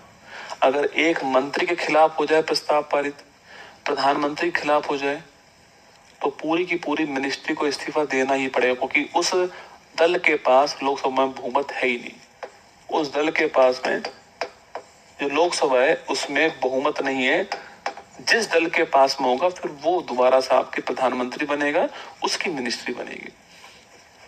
तो अविश्वास प्रस्ताव पास हो जाए तो उसे त्यागपत्र देना पड़ता है, पूरी मिनिस्ट्री को त्यागपत्र देना पड़ता है। केवल मंत्री प्रधानमंत्री को त्यागपत्र देना पड़ता है। लोकसभा तो सो भंग नहीं होगी, और तो प्रधानमंत्री ही पद छोड़ जाए, ठीक है, प्रधानमंत्री दोबारा चुनाव की कह दे, वो अलग बात है। अगर किसी मंत्री के खिलाफ होता है तो पूरी जो मंत्री परिषद है उसको त्यागपत्र देना पड़ेगा। Option number B. निम्नलिखित में से किस एक प्रधानमंत्री ने अपने कार्यकाल में संसद का सामना दोस्तों नहीं करा है? ठीक, हमारे यहाँ पर बहुत सारे प्रधानमंत्री रहे हुए हैं, आप जानते हैं। सवाल पूछा कि इनमें से एक कभी भी पार्लियामेंट में प्रधानमंत्री के रूप में नहीं पहुंचे थे ना। पहले प्रधानमंत्री कौन है? आप सभी जानते हैं, त्याग पत्र देने वाले पहले प्रधानमंत्री कौन था आपके? रिजाइन देने वाले पहले पीएम कौन थे? मोरारजी देसाई। अच्छा,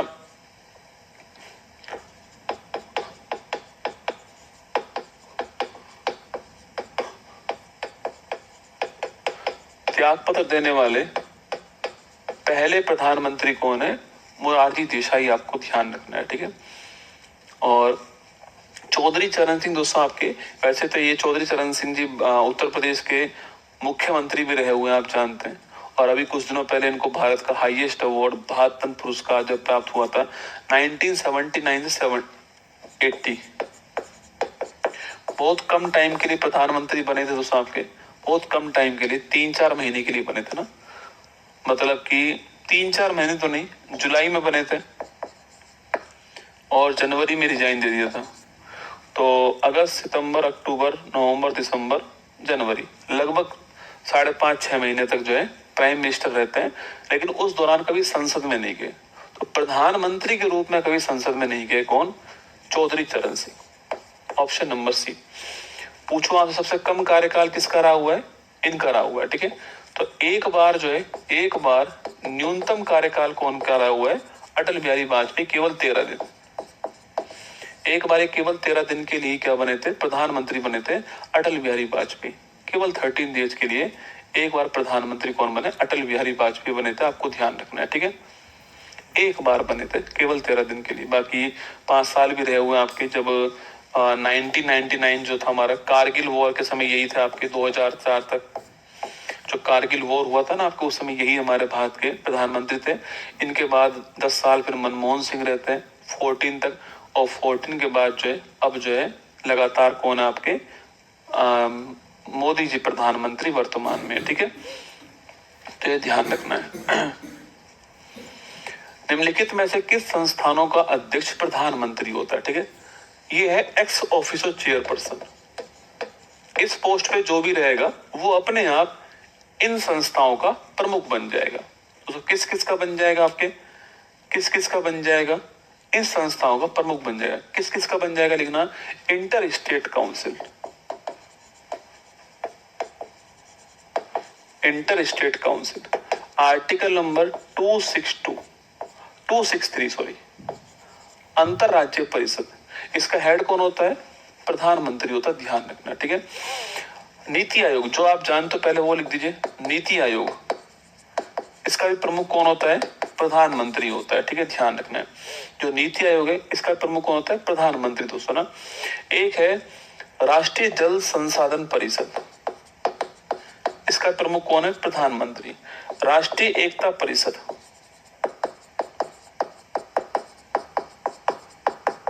इसका भी कौन है आपके हेड? आपके प्रधानमंत्री इसका हेड होता है, ठीक है, ध्यान रखना है। राष्ट्रीय एकता परिषद। इसके अलावा लिखिए आपके CSIR, CSIR का भी हेड कौन है? प्रधानमंत्री, ठीक है। तो इसके भी हैं, इसके भी हैं, इसके भी हैं, इसके भी हैं, चारों ठीक है, उपयुक्त सभी। ये क्वेश्चन बढ़िया क्वेश्चन है, ध्यान रखना। Inter state council, NITI Aayog, जल संसाधन परिषद, राष्ट्रीय एकता परिषद, CSIR, इन सब के हेड कौन है? प्रधानमंत्री इनके हेड होते हैं, ठीक है। अगला क्वेश्चन देखिएगा, गलत कथन को पहचानना है, इनकरेक्ट को पहचानना है। चलिए पहचानते हैं। राष्ट्रपति और प्रधानमंत्री क्रमशः वास्तविक और नाममात्र कार्यपालक हैं। दोस्तों राष्ट्रपति वास्तविक है, प्रधानमंत्री नाममात्र, गलत। प्रधानमंत्री वास्तविक है, राष्ट्रपति क्या है? राष्ट्रपति जो है आपके वो कैसा आपके? नाममात्र का है। केंद्रीय मंत्री परिषद, कैबिनेट मिनिस्ट्री की बात कर रहे हैं, सामूहिक रूप से लोकसभा के प्रति उत्तरदायी होती है, ठीक बात है, आर्टिकल 75 दो। कम से कम 6 माह के लिए संसद का सदस्य हुए बिना कोई व्यक्ति मंत्री बन सकता है, 75(5) में लिखा हुआ है। मंत्री अपना पदभार संभालने से पहले गोपनीयता की शपथ लेते हैं, जिसे राष्ट्रपति, ठीक बात है, शपथ कौन दिलवाएगा? राष्ट्रपति दिलवाता है, ठीक बात है। तो हमारा गलत आंसर क्या है? ऑप्शन नंबर 1 गलत आंसर है। अब सवाल तो बहुत आसान था, पर कई लोग सवाल पूरा पढ़ते नहीं है, इतना बड़ा सवाल देख के नहीं पहले हिम्मत हार जाते हैं। अब देखिए, मंत्री परिषद के संदर्भ में निम्नलिखित कथनों पर विचार कीजिए। आइए करते हैं। 91 कॉन्स्टिट्यूशन अमेंडमेंट 2003 के अनुसार मंत्री परिषद में प्रधानमंत्री सहित मंत्रियों की कुल संख्या लोकसभा सीटों की कुल संख्या के 15% से अधिक नहीं होनी चाहिए। आराम से स्टेटमेंट को रीड करना है, ठीक है, कि जो मंत्री परिषद में जो प्रधानमंत्री सहित पीएम सहित है, पीएम के अलावा नहीं, पीएम सहित है, ठीक है, पीएम भी उसमें काउंट होगा। कितना बढ़िया सवाल बने, प्रधानमंत्री के अलावा हो जाएगा ना मामला। प्रधानमंत्री सहित मंत्रियों की कुल संख्या लोकसभा सीटों की कुल संख्या के 15% से अधिक नहीं होगी, ठीक बात है। केंद्रीय मंत्री परिषद में न्यूनतम सदस्यों की संख्या 12 से कम नहीं होगी दोस्तों ना। देखो मैक्सिमम कितनी हो सकती है आपके, मैक्सिमम जो है वो 15% हो सकती है, न्यूनतम 12 होगी। ये देखो ये बढ़िया क्वेश्चन मिल गया ना आपको, न्यूनतम 12 होगी, तो मिनिमम संख्या 12 होगी, आपको ध्यान रखना है। मैक्सिमम कितनी हो सकती है, 15% तक हो सकती है। मंत्री परिषद सामूहिक रूप से राज्यसभा के प्रति उत्तरदायी होते हैं, ना कि लोकसभा। गलत, मैंने अभी आपसे कहा किसके प्रति होते हैं, लोकसभा के प्रति। सवाल पूछ रहा है सही कौन सा है, तो 1 और 2 सही है, option number B correct answer. 1 और 2 स्टेटमेंट ठीक आंसर है। निम्नलिखित में से किस प्रधानमंत्री के कार्यकाल के दौरान भारत के संविधान में 10वीं अनुसूची को पुनः स्थापित किया गया, ठीक है, तो वो कौन थे दोस्तों, राजीव गांधी। हुआ क्या था देखिएगा, जब इंदिरा गांधी जी की डेथ हुई थी आपके, जब इनकी डेथ हुई 1984 में, ठीक है, अब एक प्रधानमंत्री, एक पावरफुल प्राइम मिनिस्टर की डेथ होती है, तो पूरा के पूरा भारत किसके पक्ष में खड़ा था, प्रधानमंत्री इंदिरा गांधी जी की सहानुभूति भी थी उस समय आपके, और एक लहर थी उनकी। मतलब आजकल तो नारा देते हैं 400 पार का, 400 पार करके दिखलाया था।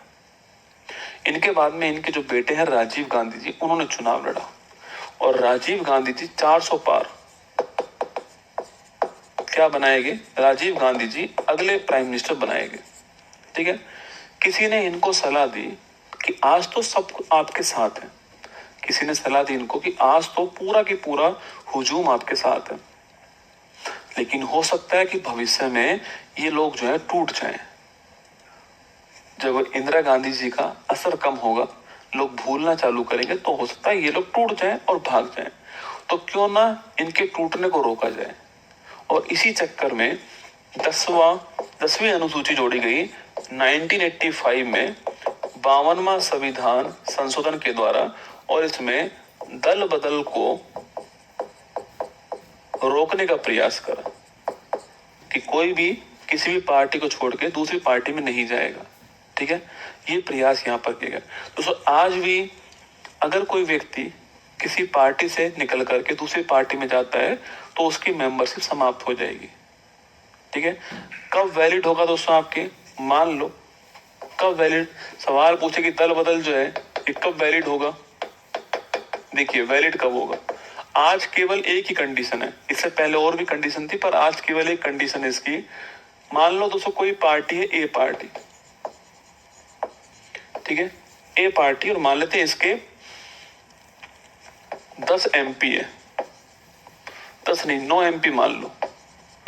मान लो कोई पार्टी, ए पार्टी, इसके कितना MP है, 9 MP है, ठीक है। दोस्तों मान लेते हैं ये 9 MP में से 2 MP जो है बी पार्टी में जाना चाहते हैं, तो क्या ये जो बी पार्टी में जाएंगे तो क्या MP रहेंगे, ये नहीं रहेंगे, समाप्त, ठीक है। तो 3 MP जाना चाहे तो भी समाप्त, 4 जाना चाहे तो भी नहीं जा सकते, जाएंगे तो मेंबरशिप समाप्त हो जाएगी, ठीक है। 5 जाना चाहे तो नहीं, अगर 6 जाना चाहे तो यस। मतलब कि 2/3 मिनिमम 2/3 मेंबर जो है वो जाएंगे तो मेंबरशिप रहेगी, तो ये वैलिड रहेगा। मिनिमम 2/3 चाहिए, ठीक है मेरी बात को। पहले और भी कंडीशन थी, 1/3 की थी, पर आज सिंगल वन कंडीशन है कि मिनिमम 2/3 जो MP है, अगर ए पार्टी से निकल करके दूसरी पार्टी में जाएंगे तो संभव है, या कोई नई पार्टी बनाएंगे तो उनकी मेंबरशिप रहेगी। अगर 2/3 से कम जाएंगे तो मेंबरशिप नहीं रहेगी। ये आपको नियम ध्यान रखना है, ठीक है। तो लाने वाले कौन थे इसको? Rajiv Gandhi ji, option number B. क्यों लेकर आए वो मैंने आपको समझा दिया। भारतीय संविधान के किन अनुच्छेदों में प्रधानमंत्री का दोस्तों उल्लेख किया गया है? प्राइम मिनिस्टर वर्ड का, प्राइम मिनिस्टर जो उनका उल्लेख कहाँ कहाँ पर है? देखो आर्टिकल 74 में लिखा हुआ है, याद कीजिए कि राष्ट्रपति को सलाह देने के लिए मंत्री परिषद होगा जिसका प्रमुख प्रधानमंत्री होगा। 75 में लिखा हुआ है कि बहुमत दल का नेता प्रधानमंत्री बनेगा, 75 में लिखा हुआ है, ठीक है। 78 जो आर्टिकल है इसमें लिखा हुआ है कि राष्ट्रपति को सूचना कौन देगा? प्रधानमंत्री। राष्ट्रपति को सूचना देने के लिए कौन होगा? प्रधानमंत्री। ये 78 में लिखा हुआ है, ठीक है। तो 77 नहीं है, ये तो ऑन बिहाफ ऑफ प्रेसिडेंट काम किया जाएगा वो है, ये कार्यपालिका हो गया, ये नहीं है। तो ऑप्शन नंबर बी आंसर है, ठीक है, ध्यान रखना। निम्नलिखित में से कौन प्रधानमंत्री बनते समय राज्यसभा के मेंबर थे? बढ़िया क्वेश्चन है। कोई सवाल पूछे आपसे कि भाई जब प्रधानमंत्री बने, कोई सवाल पूछे कि जब प्रधानमंत्री बनते हैं तो उस समय क्या लोकसभा का मेंबर होना अनिवार्य है क्या? नहीं है, कोई अनिवार्य नहीं है, वह राज्यसभा का भी मेंबर हो सकता है, ठीक है, या वो किसी का भी मेंबर ना हो तो भी काम चल जाएगा। याद करो 6 माह तक वो पीएम रह सकता है और 6 माह में चुनाव लड़के नहीं कहीं से भी आ सकता है, या राष्ट्रपति के द्वारा नॉमिनेट भी हो सकता है। तो राष्ट्रपति के, तो प्रधानमंत्री के लिए चाहे वो लोकसभा से हो चाहे राज्यसभा से हो, पर हमारे अधिकांश प्रधानमंत्री कहाँ से? लोकसभा के एमपी। जैसे वर्तमान कौन आपके मोदी जी कहाँ से? बनारस सीट से चुनाव लड़के आते हैं। लेकिन कुछ दोस्तों ऐसे भी प्रधानमंत्री रहे हैं जो किसी लोकसभा से आपके प्रधानमंत्री मेंबर नहीं थे, राज्यसभा से थे। जैसे कि आपके इंदिरा गांधी जी, जैसे कि इंदिरा गांधी जी, नाम सुना है? मनमोहन सिंह जी, मनमोहन सिंह जी ने कभी चुनाव नहीं लड़ा। मनमोहन सिंह जी असम से आपके जो है वो दूसरे क्या रहे, असम से आपके प्रधानमंत्री, असम से राज्यसभा एमपी रहे। कौन? मनमोहन सिंह जी, ठीक है। HD देवगौड़ा, इंद्र कुमार गुजराल, के गुजराल, गुजराल सिद्धांत बड़ा फेमस है इनका। पड़ोसियों के साथ हमारे संबंध कैसे होने चाहिए उसके लिए डॉक्ट्राइन ऑफ नेबरहुड जो आपके इंद्र कुमार गुजराल का नाम ध्यान रखना है, ठीक है। तो ये आपके प्रधानमंत्री थे तो राज्यसभा के एमपी थे ना। तो इंदिरा गांधी जी थे, राजीव गांधी जी तो चुनाव लड़के आए थे ना, ये नहीं थे। Indira Gandhi ji, Deve Gowda ji, Manmohan Singh ji, 1 3 4, option number B correct answer है, 1 3 4। बाकी चारों नाम आपको ध्यान रखने, ठीक है। चलिए, प्रधानमंत्री कार्यालय, पीएमओ ऑफिस सुना है आपने? पीएमओ ऑफिस मतलब पीएम और उसके साथ उनके साथ जो काम करते हैं वो पीएमओ ऑफिस है। इसकी जो निर्माण है वो 1977 में हुआ। कब होता है? 1977 में ये अस्तित्व में आती है, आपको ध्यान रखना है, ठीक है। उस समय कौन थे? मोरारजी देसाई जो है इनके टाइम पर इसकी शुरुआत होती है, आपको ध्यान रखना है, ठीक है। इनकी सरकार थी, जनता पार्टी की सरकार थी, ये प्रधानमंत्री थे, आपको ध्यान रखना है, ठीक है। अगला क्वेश्चन दोस्तों आपके, इसमें जो हेड होता है वो होता है प्रधान सचिव। जो प्रधान सचिव है वो इसके हेड होते हैं, ठीक है। देखो पीएमओ के संबंध में सही कथन कौन सा है? 1977 में अस्तित्व में है। इसकी अध्यक्षता प्रधान कैबिनेट सचिव द्वारा की जाती है। इसकी जो अध्यक्षता है दोस्तों आपके, वो प्रधान जो कैबिनेट सचिव आपके, कैबिनेट सचिव इसका हेड नहीं होता है। कौन होता है आपके? प्रिंसिपल सेक्रेटरी इसका हेड होता है, प्रधान सचिव हेड होता है। कैबिनेट सचिव इसका हेड नहीं होता है। कौन हेड होता है? प्रधान सचिव इसका हेड होता है, ठीक है। तो ये गलत है, बढ़िया क्वेश्चन है, ध्यान रखना, ये एग्जाम में आया हुआ सवाल है, ठीक है। तो क्या पूछा है इसने? सत्य पूछा है तो ऑप्शन नंबर सी आंसर आएगा, केवल एक। प्रधान सचिव इसका हेड होता है, कैबिनेट सचिव नहीं होता है,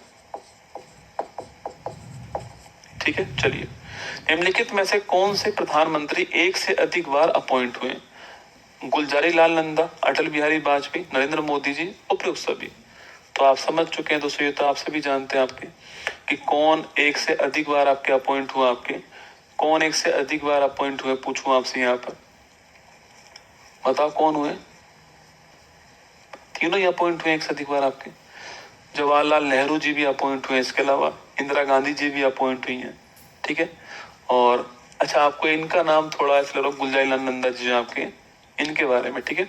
ये कार्यवाहक रहे हुए हैं, ठीक है। गुलजारीलाल नंदा जी जो है आपके, वो दोस्तों कार्यवाहक क्या रहे हुए हैं आपके, वो कार्यवाहक जो है रहे हुए हैं, ठीक है। जो गुलजारीलाल, ये रियल मतलब पूर्ण कार्यकाल के लिए प्रधानमंत्री नहीं बने, 2 बार कार्यकाल रहे हो, 2 बार कार्यवाहक, 2 बार कार्यवाहक रहे हुए, ठीक है। जब एक बार लाल बहादुर शास्त्री जी का निधन हुआ आपके, उसमें भी रहे थे, और जवाहरलाल नेहरू जी का निधन हुआ उसके बाद भी रहे थे, ठीक है। तो 2 बार रहे हुए, 1964 में भी और 1966 के अंदर भी, ये 2 बार आपके कार्यवाहक रहे हुए। Option number D correct answer है ना। निम्नलिखित में से किसके द्वारा भारत की संसद मंत्री परिषद के कार्यों पर नियंत्रण रखती है, ठीक है। देखिए दोस्तों, जो मिनिस्ट्री है, इसके कार्यों पर नियंत्रण करने के लिए हमारे पास, संसद के पास, मतलब कि विपक्ष के पास दोस्तों कौन कौन से टूल है। देखो, पहली बात, स्थगन प्रस्ताव, एडजॉर्नमेंट मोशन, ये दोस्तों बिल्कुल है।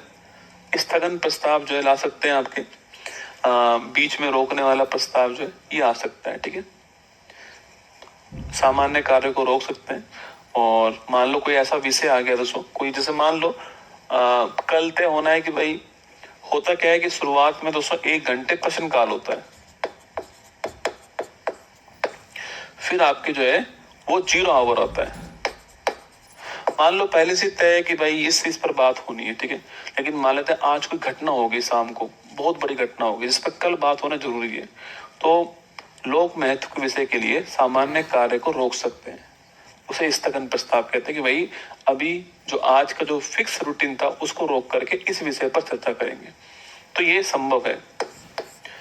प्रश्नकाल, मैंने कहा ना आपसे, प्रश्नकाल दोस्तों आपके एक तारांकित प्रश्न होते हैं, एक अतारांकित प्रश्न होते हैं, 2 तरह के प्रश्न पूछ सकते हैं। जो शुरुआती जो 1 घंटा होता है ना, शुरुआती जो 1 घंटा होता है प्रश्नकाल है, 0 आवर उसके बाद है। ये नाम मीडिया ने दिया है, ये भारत की मीडिया जो है इसने नाम दिया 0 आवर, ठीक है।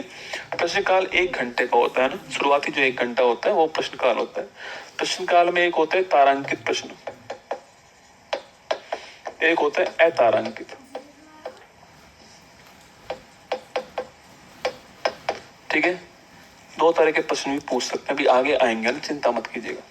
तो अनुपूरक प्रश्न, सप्लीमेंट्री क्वेश्चन, ठीक है। तो सप्लीमेंट्री क्वेश्चन भी पूछ सकते हैं, ठीक है। जैसे कि कोई मंत्री कोई जवाब दे रहे हैं और वो ढंग से स्पष्ट नहीं कर पाए, तो स्पष्टीकरण के लिए आप वापस काउंटर क्वेश्चन पूछ सकते हो, ठीक है। काउंटर क्वेश्चन भी पूछ सकते हो।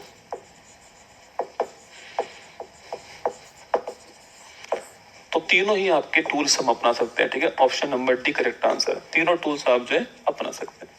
चलिए, ये हमारा यहाँ पर समाप्त हो गया।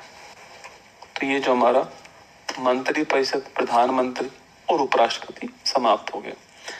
कल हम पार्लियामेंट के बारे में बात करेंगे, और पार्लियामेंट संबंधी जो भी बातें होंगी सारी हम जो है कल ही करने वाले हैं, ठीक है। तो जितना प्रयास हो सका मैंने आपको इसमें कराया, जितने भी क्वेश्चन बन सके सारे क्वेश्चन कराए।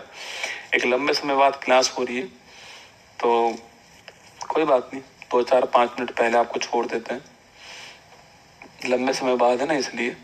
तो कल भी आपकी क्लास होगी। बाकी जो आपका बीच में जो 5 7 दिन डिस्टरबेंस रहा है,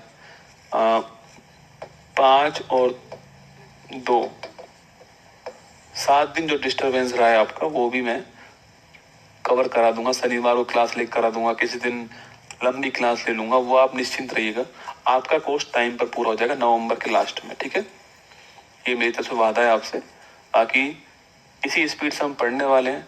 इस क्लास का फायदा ये है कि आपको थ्योरी तो मैं पढ़ा ही रहा हूँ साथ में, पर क्वेश्चन जो आंसर है ना, इसको भी साथ में समझा रहा हूँ। उस क्वेश्चन से कुछ नए क्वेश्चन निकल रहे हैं, उसकी थ्योरी भी आपको लिखा रहा हूँ। तो रिवीजन के लिए शिव शक्ति बैच बेस्ट है मेरी तरफ से। बस आप पढ़ते रहिए लगातार। समस्याओं का आना पार्ट ऑफ लाइफ है, इनसे लड़कर इनकी खोपड़ी में छेद करना, ये आर्ट ऑफ लाइफ है। जय हिंद, थैंक यू।